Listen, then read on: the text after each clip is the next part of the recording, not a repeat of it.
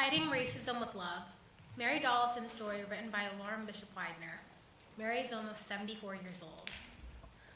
Around 1956, I started doing domestic work after school and weekends for a wealthy white family who lived near Ball State campus. Despite the racial stereotypes associated with domestic work, that job showed me a future I could have never imagined. I learned to cook a broad array of dishes, to set a formal dinner table, to make small talk with strangers. My vocabulary and my world grew larger from reading their travel magazines, studying the family's fine art pieces, and reading their seemingly endless supply of books. Observing from behind the scenes, I saw what education can do, and I wanted to be a part of that world. With God's help and Cornelius' support, I completed a teaching degree in 1964. It wasn't easy for a Black teacher to find work in Muncie community schools at the time. Most African American students were served by either Longfellow or Garfield, and these were the only Muncie schools with African American teachers. I was given a first grade class at Longfellow that year, along with 3 other brand new teachers. I loved working with those women. We shared our lives and our passion for teaching, collaborating in innovative ways to give our students a solid educational foundation. Many of those first graders went on to complete college. In December 1965, my son Larry was born. When I returned teaching 2 years later, Dr. Sam Abram was a rising star in the Muncie Community Schools and the only African American administrator. Although both Longfellow and Garfield had openings, he strongly encouraged me to request placement in a school serving white students. 3 weeks into the school year, I was finally hired at Morrison Mock. You could say the Dollison family integrated Morrison Mock. I was their first African American teacher, and my children were the first Black students to enroll in regular education classes. Throughout my teaching career, I made a practice of inviting students to share a meal with my family, a few at a time, until everyone in the class had a chance to participate each year. As we worked together to prepare the meal and clean up after, we learned about one another, getting to know each other outside of the classroom. The time together offered many teachable moments. I got to know the parents too, since they had to pick up their children. These individual relationships helped us to trust one another, regardless of race. If we look at the person first and the skin color second, racism doesn't stand a chance. I'm not a stranger to the ways race can be used against us, but I believe in fighting with love, starting with the children.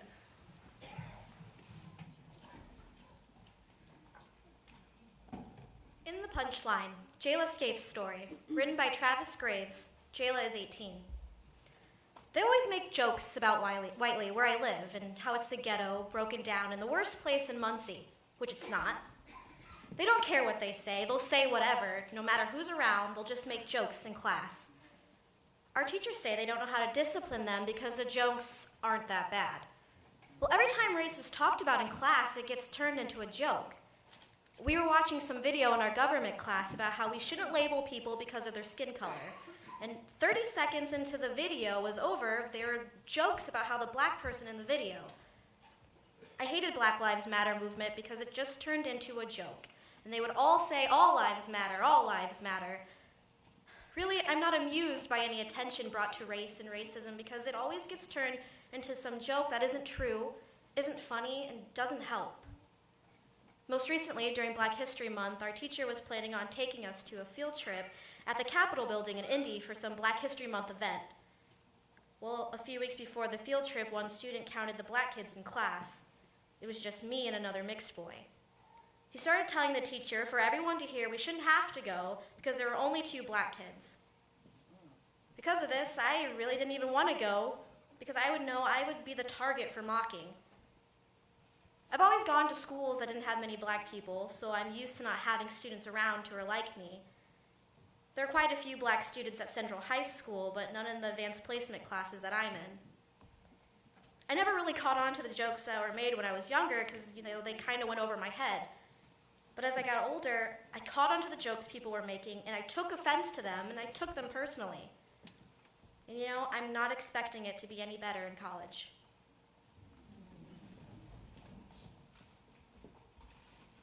Facing Racism with Help.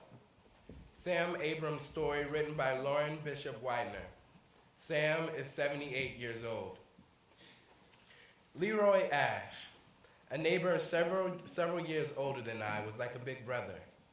He helped with homework and encouraged me to try new things. Kids from Mississippi didn't just automatically fit in.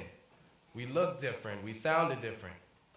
Some of the local boys took advantage, but Mr. Ash helped me to gain the confidence I needed.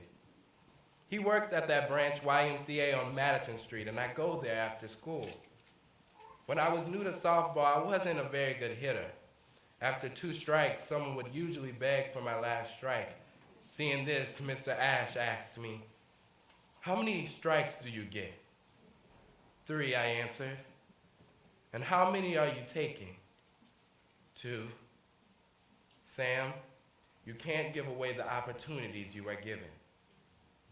That advice stayed with me all my life.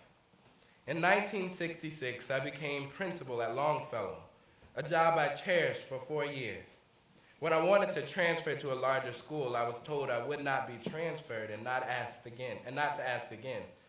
The excuse was given that I was the youngest elementary principal. The truth was that I was black. I looked for a new job. I accepted an excellent upper administration position with Marion Community Schools and tendered my resignation. Then I got a phone call on a Sunday evening from Dr. Robert Freeman, who had been hired that weekend as superintendent of Muncie Community Schools.